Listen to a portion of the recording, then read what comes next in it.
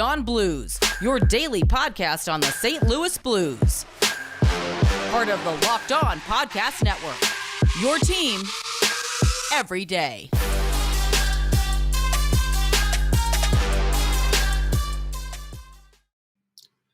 Hello, everybody, and welcome back to the Locked On Blues podcast, part of the Locked On Podcast Network and your number one source for daily Blues content. I'm Josh Hyman. I'm going to be taking you guys on a solo episode today, talking a little bit more about the Blues' victory over the San Jose Sharks last night, going a little bit more in detail. I know Tommy and I talked about it on the most recent episode, but I'm going to talk about it a little bit more. And then I'm going to be previewing the Blues versus Stars matchup this weekend, Saturday night. Huge divisional matchup there. Chance for the Blues to continue positive momentum. And then third segment, sort of going to be talking about the youth movement of the St. Louis Blues, looking at the point leaderboard, seeing Jordan Kyrou and Robert Thomas up top. Just talking about what that sort of means for the St. Louis Blues moving forward, having the young guys contributing as much as they are. But before I get into that, I want to thank anyone and everyone out there who is making Locked On Blues your first listen. We like to make these short 20-minute, 30-minute bite-sized episodes. That way you're waking up, having your morning cup of coffee, your quick commute to work. You can throw an episode on, get caught up on all your Blues news and all that stuff. So we appreciate anyone out there who is making us your first listen. But without further ado, let's get into last night's game between the St. Louis Blues and San Jose Sharks. Now, Tommy and I talked about it last night after the game on that episode, so I'm not going to go too much in depth, but I do want to hit a few points that I think we didn't talk about last night. And the first thing I want to say is it's kind of funny to forget how the Blues almost went down a goal early in that game. It was pretty obvious offsides, and the goal got overturned. But, we're sitting here talking about how the Blues did a really good job of just sort of taking command of that game and, controlling possession the whole time. It was pretty close to being another deficit for the Blues early on with that Couture goal that got overturned by the offsides. And that sort of brings me to the point where I think it's important to acknowledge not just that they got the win, but just how they played in general. Because I honestly think that if that Logan Couture goal stood at the beginning of the game, it would have been a lot closer of a game than it was last night. Blues could have even lost just based on giving up that first goal. It's always a backbreaker. But the point stands, the Blues have continued to rebound off of getting goals scored against them, even though that one got overturned. I think the belief, at least my belief, would have been that it wouldn't have really slowed them down, because in pretty much every single loss besides the loss to the Arizona Coyotes, the Blues have done a very good job of not allowing their opponents to just completely capture momentum and sort of run away with the game. We saw it in both games against Edmonton and Carolina over the weekend before that loss against Arizona, where they sort of continued to give up what could have been backbreaking goals, but instead of just letting Carolina or Edmonton capture the momentum, the Blues did a really, really good job of battling back and tying the game up. They went down one goal many times in those games and they tied it up. Obviously, both games they ended up losing, but the battle and the strength that the Blues showed to stay in those games against two really solid teams is exciting and it's a good sign for the rest of the season. And I think that we sort of saw that in the game last night against San Jose. Even though that first goal didn't count, it definitely, it was a mistake on the Blues' part. They let Couture get a good scoring opportunity. They let the Sharks get a bit of an odd man rush, and yeah, it was offsides, but it was definitely a mistake made by the Blues that the Sharks capitalized on. And it could have been they could have taken that, and the Sharks could have used that as momentum and said, dang, we almost got one, but we know how to crack the code. We know how to get past Jordan Binnington. But from that point on, or Philly Husso, sorry, from that point on, the Blues really didn't look back, and they didn't allow the Sharks any breathing room. The Sharks had their one opportunity early on that got called back, and then after that, it was all Blues the whole time. The score was 4-1, but it could have been a lot higher if James Reimer, wasn't playing as stellar as he was. Sort of a reverse script of the Coyotes game, where I honestly think the Coyotes could have had 5, 6, 7 goals against the Blues if they converted on their opportunities a little bit more. I think the Blues could have easily put up a 5 or 6 spot against the Sharks with just the amount of shots that they put on James Reimer. It asked a lot of him, and he stood up to the task. Reimer looked really solid for the Sharks. He let in a 1 or 2 goals that I think maybe he would have wanted back, but just with the pure volume of shots that he was facing, it's amazing that the Blues didn't put up more goals, especially with the way that they were playing earlier in the season. But that being said, I think we finally kind of saw a glimpse of the St. Louis Blues of the first few games of the season in that game against the Sharks, because they put up 4 goals. They put up almost 50 shots. And we saw it sort of come from all different aspects. Brandon Saad got 2 goals. But Robert Thomas finally got his second goal of the season. He's been firing pucks on net left and right, finally coming through for him. And Jordan Kyrou continues to dominate for the Blues as well. So they got contributions from all around. It wasn't just like they were relying on one line to generate offense. It was, any one of the 4 forward lines out there was generating offense at some point. And it definitely helped that all the line shifts that Craig Berube made, the shuffling. Perunovic continued to look like an absolute monster out there. Wise beyond his years, does not look like a player playing in his second NHL game with the reads that he was making and the passes that he was making. I'm going to be talking about all of that a little bit later, because I do want to focus on the youth movement of the St. Louis Blues team, not just Scott Perunovic and Jordan Kyrou, but Robert Thomas and others as well, Klim Kostin. I'm going to be getting into that in probably the second or third segment. But yeah, huge win for the Blues against the San Jose Sharks, and divisional matchup this weekend against the Dallas Stars. So big test there. Those games are always a little bit more difficult, a little bit more testy. There's standing points available for both teams. You don't want to give the Stars any extra points. You don't want to lose. Blues are in third in the division right now. It's very, very competitive, and any game against divisional opponents is a big one, and it counts. So huge game for the Blues against the Stars, and I'm going to be getting into that in the second segment. But first, I want to talk about our good friends over at Built Bar. Now, Thanksgiving is right around the corner, and I personally love Thanksgiving. Love seeing my family, love eating all the good food and treats. There's so many things to choose from, but maybe you want a yummy dessert that isn't so full of calories and sugar, so you don't go into that food coma afterwards. And that is the perfect time for Built Bars. Built Bar is the perfect new holiday dessert. You can feast on something delicious and feel good about it.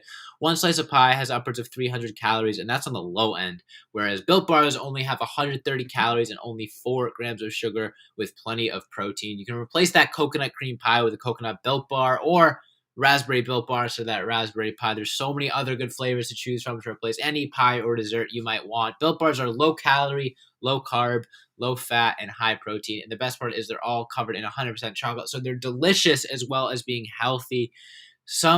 Share some at your family gatherings, make things less awkward. Maybe Aunt Betty hasn't tried a Built Bar yet for some reason. You got to give her one. Blow her mind. They're delicious. New surprises all month. Limited time flavors arriving at BuiltBar.com regularly. So check out the site often. Go to Built.com and use promo code LOCKED15. You'll get 15% off your order. That's promo code LOCKED15 for 15% off at Built.com. And we'll be right back.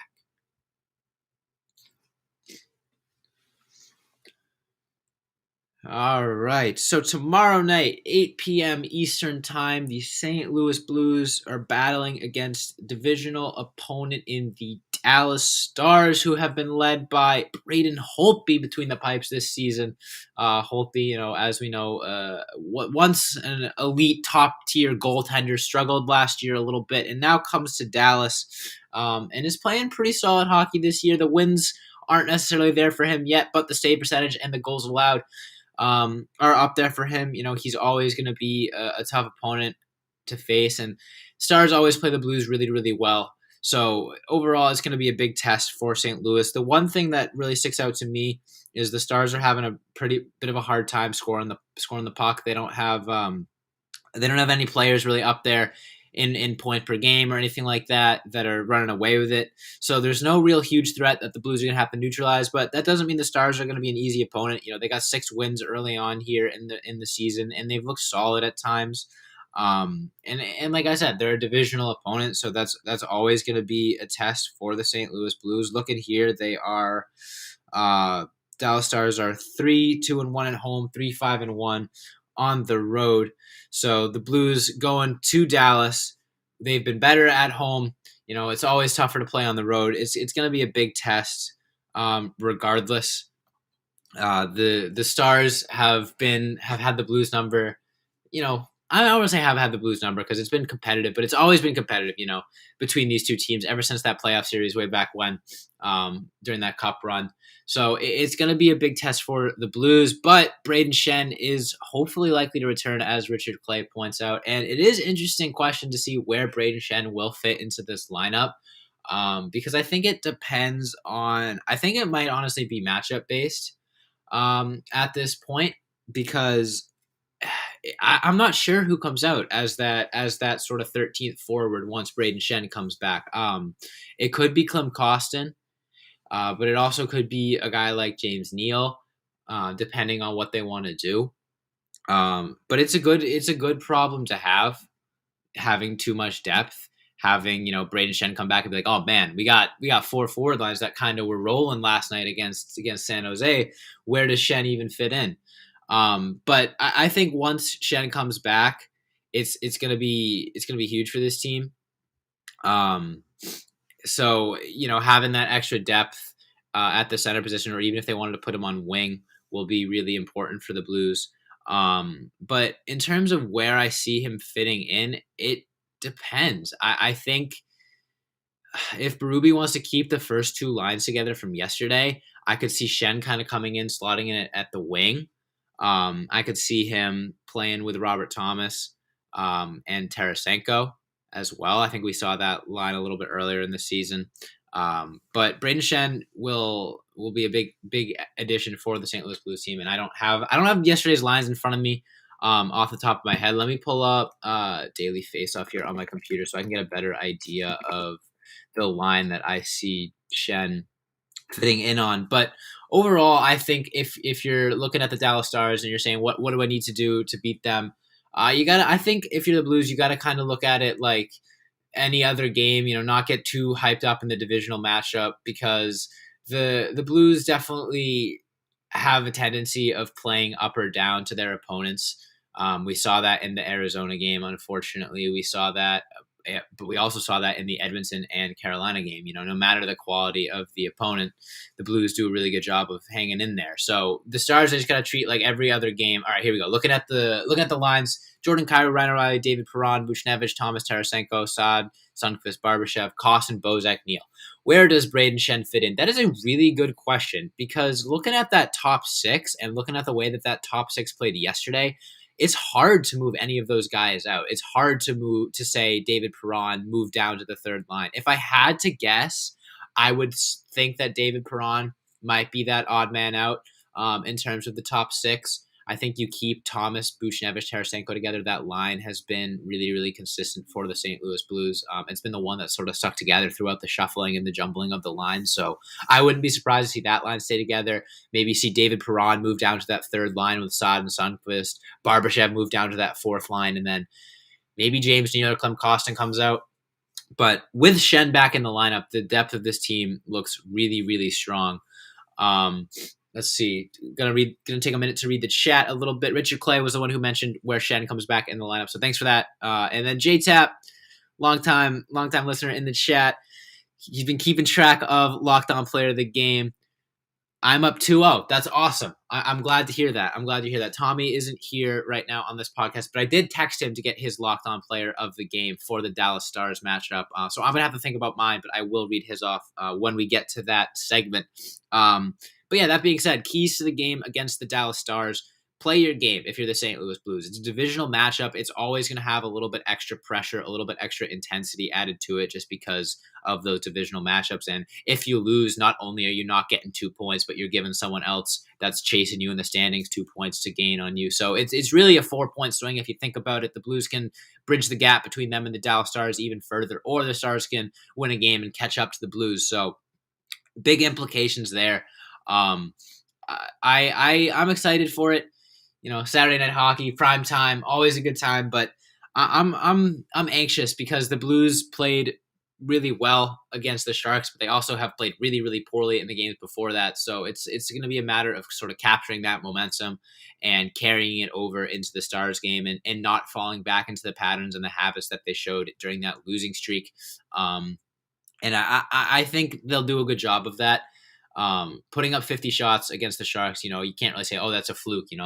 That losing, you can't really look at that and say the Blues still show the tendencies of the losing streak. If they had won, a close game against the Sharks and got outshot and got outplayed, it would be a different story. But they dominated the Sharks from puck drop to final buzzer. So overall, I'm really satisfied with the way that the Blues looked last night, and I think that it is more indicative of their potential as a team when compared to them during the losing streak. That being said, I think it is time to head into the second ad break of today's episode before we get into the third segment. So when we come back, I'm going to be continuing to preview the matchup between the St. Louis Blues and Dallas Stars, talking about the youth movement of the team and how beneficial it's been for the Blues' success. But first, I want to tell you guys about Bet Online. If you guys have any score predictions for tomorrow's game against the Dallas Stars, you can put your money where your mouth is at betonline.ag. They are back and better than ever. A brand new web interface for the start of basketball and hockey season, plus more props, odds, and lines than ever before. Bet Online remains your number one spot for all the basketball, football, and hockey action this season. Head to their new updated desktop or mobile website to sign up today. Receive your 50% welcome bonus along with your first deposit. Just use our promo code LOCKEDON to receive that bonus from basketball, football, NHL, boxing, UFC, right to your favorite Vegas casino games. Don't wait to take advantage of all of the amazing offers available for the 2021 season. BetOnline is the fastest and easiest way to bet all your favorite sports. BetOnline, where the game starts, and I'll be right back with the third segment of today's episode.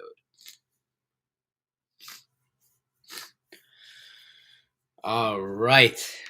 We're back. Third segment. Hopping in the chat real quick before I get into the final segment of today's episode. Richard Clay says he could see Schenn at 3C and Sonny moves over to third right wing. Honestly, I wouldn't be surprised just with how solid that top six looks. I think the third line, calling it a third line is a little insulting to them, because I feel like when you think of a third line, you think of sort of a grinded out, physical, defensive focused line. And that's not what that is for the St. Louis Blues. They don't even have like 3 forward lines at this point. It's just 3 sets of forwards that they can roll out at any point. So if we do see Schenn slotting in at that third line center, the depth of this team would just be absolutely crazy. With the center depth, I don't know if Sundqvist moving to wing is something that would happen. I think they like him at center a lot. He's pretty decent on the draws, and he's very good with his positioning at the center when he's playing center with his defensive ability. If anything, I think Schenn would get moved to wing if that were to be the case. But I don't know if Schenn on the third line is what's going to happen. But then again, who knows? Because like I was just saying, the third line isn't really a third line, especially when you look at ice time. That's not really how the lines are lining up anyways. Third liners are getting more minutes than first liners in some case for the Blues. So it's interesting. I think the Blues could really do anything with Brayden Schenn coming back into the lineup with the amount of center depth that they have. JTAP says in the chat, remember when center depth was a huge problem? Absolutely. Before the O'Reilly addition, the center depth of this team was non-existent. You had Patrick Berglund at your first line center, Jori Lehtera at your first line center. Now all of a sudden you're looking at, well, dang, we got too many centers. Some of them are going to have to play wing. It's a great problem to have, especially when you need to shuffle up the lines, when guys get thrown out of the faceoff dot, whatever it may be. The Blues have so many quality centers that can really play anywhere in their lineup that it just does wonders for them. Schenn coming back is going to be interesting in terms of where he's going to fit in the lineup, just because I don't think the Blues want to break up. Like I said, I don't think the Blues want to break up that second line with Buchnevich, Thomas, and Tarasenko. It's been one of their best lines. Vladimir Tarasenko has like 7 shots on goal in each game of his last 3 games. He's been insane this season, having his best season in recent memory for me, for sure. That first line, you could argue that David Perron could get moved down, but then the flip side of that is David Perron got moved up to the first line from the third line and had one of his best games of the season last night. So do you really want to move him down? Richard Clay points out in chat that it could give Schenn some time to shake some rust off. That's a good point. I wouldn't be surprised to see the Blues sort of reintegrate Schenn initially towards the bottom of the lineup, like in the third line, just because those two top forward lines were rolling so much last night that, like, I don't know if you want to sort of risk breaking up that chemistry to reintegrate Shen. I don't know if Shen on the third line is the long-term solution. But then again, it really depends because the Blues don't really roll forward lines in a traditional way. They're not, playing their first line 20 minutes, second line 17 minutes, third line 14 minutes. It's if, a lot the top end forwards are getting 17, 18, 19, 20 minutes regardless of what line they're on with like power play and penalty kill time. So, it's going to be interesting to see what they do, especially because the lines last night were kind of the first time we saw those line combinations this season, but they worked so well that, like, I if it ain't broke, don't fix it. It's a good problem to have. That's been such a common theme this year. If I had a nickel for every time I said, quote, "It's a good problem to have," I would be a rich man. Because the Blues have a lot of good problems. Reintegrating Shen into the lineup right now, I'm sitting here like, man, how are the Blues going to fit Shen back into the lineup? But it's something that is beneficial. When you're playing the St. Louis Blues and you face the first and second line and you think, oh man, got through those tough forward lines. Who's hopping out now? And then Brandon Saad, Oscar Sundqvist, Ivan Barbashev hop over the ice. 3 guys that are just going to give you absolute nightmares in the corner going after the puck. It's no breaks for the opponent, and that's why I think putting Brayden Schenn on that third line might even make a little bit more sense now that I think about it. Let's see. Richard Clay says he got a Buchnevich jersey 2 days ago. J-Tap might get a Booch jersey. Booch has been great for the Blues this year. That's another thing I wanted to talk about is the additions of the St. Louis Blues. When they went out in this offseason and they added Pavel Buchnevich and Brandon Saad, and everyone got so hyped up over how good they were going to be. I feel like every time your team goes out and you add players, they get overhyped. And I think both of those guys have really lived up to the hype. Brandon Saad was really, really good last night. 2 goals, continuing his monster shooting percentage. Seems like every other shot he takes finds the back of the net. Pavel Buchnevich was a little bit slow coming off of his suspension, but ever since then has been a really solid player for the Blues, really good two-way player, honestly, generating a ton of offense for them. And the power play as well looked really, really strong for the Blues last night. Another area where Brayden Schenn can probably slot in and do a solid job for the Blues. That being said, I do think it is time to crown the locked on players of the game for the St. Louis Blues tomorrow night against the Dallas Stars. Before we wrap this one up, I will first read Tommy's locked on player of the game, and that totally isn't because I'm stalling, still trying to think of mine. It is. I still don't know who I'm going to pick, but for the lockdown player of the game from Tommy, I got the text right here. He's picking David Perron because David Perron has nasty numbers against the Stars. I think that's a really good pick. David Perron is one of those guys that seems to turn it on in those big games, seems to get that little bit of extra pep in his step against those divisional opponents. And I don't have the numbers in front of me, but I believe Tommy is right that David Perron is a big fan of putting up numbers against the Dallas Stars. He's a guy that has been really, really solid this season. I think he's 3rd in the team in points, which is amazing considering we were just sort of talking about how he's been slumping this year a little bit. He's 3rd in the team in points. Veteran presence for the St. Louis Blues, sort of the counteracting Cairo and Thomas being 1 and 2 in points. Then you got veteran presence David Perron in there at number 3. So I think that's a really solid pick for sure. I think Perron's going to have a big night. I better not go with a top 3 guy. Well, I've been thinking about my pick. I have a couple of different routes that I want to take. I don't know, but now I do feel a little bad because Tommy was giving me a hard time because I took Ryan O'Reilly one day, and I think I took Vladimir Tarasenko the other day. That being said, my pick for locked on player of the game. Let me check out these lines.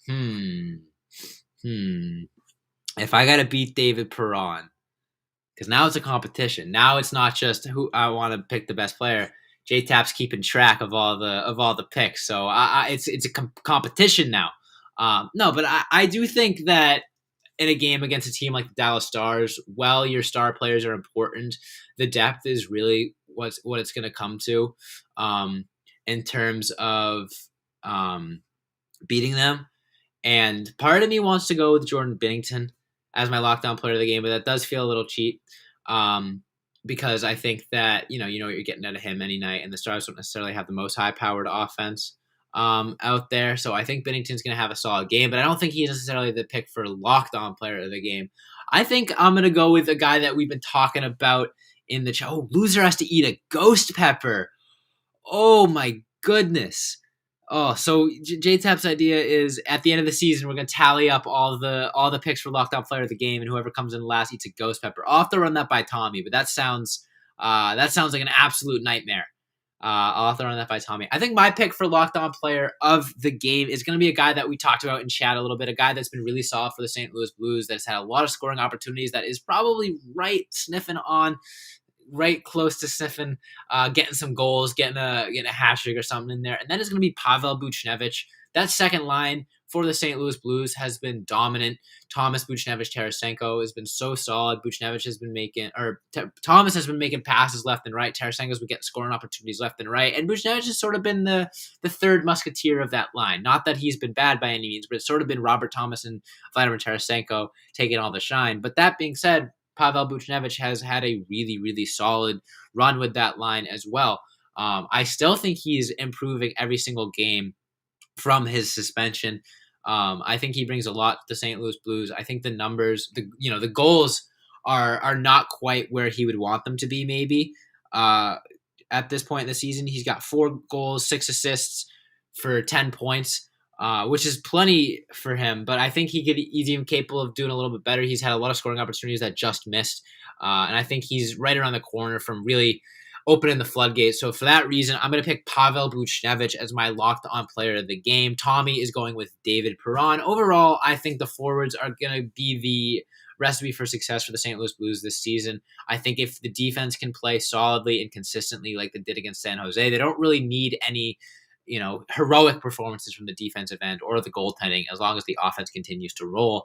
And the offense was really spearheaded by that second line last night. So that being said, I'm going with Pavel Buchnevich, but that whole second line in general, I think, is going to be the key to beating the Dallas Stars. That being said, it is time to wrap up today's episode. I just said that being said like 14 times in the last sentence. So love that. But we're wrapping this episode up. Thank you everyone so much for listening. Thanks to everyone who was in the chat. JTap, Richard Clay, early episode today. Thank you guys for joining us. But if you want to be like them and join the YouTube chat, make sure you hit that subscribe button on our YouTube channel at Locked On Blues and hit the notification bell. That way, whenever we go live with these episodes, we do literally every single episode live on YouTube. You guys can join, watch, chat, get your name read on the air, get your questions read on the air, talk to me and Tommy. It's a lot of fun. We love you guys for doing it. We enjoy it so much. This YouTube thing has been so much fun ever since we started it. Make sure you hit that follow or subscribe button on whatever podcast platform you're listening to us on, though. And if you're feeling kind, leave us a review. Follow us on all social medias, Facebook, Instagram, Twitter, and TikTok at Locked On Blues. Follow me on Twitter at Josh Hyman NHL. You can follow Tommy at TWelcher15. Thanks so much for listening this week. Hope everybody has a wonderful weekend. We'll talk to you on Monday. And as always,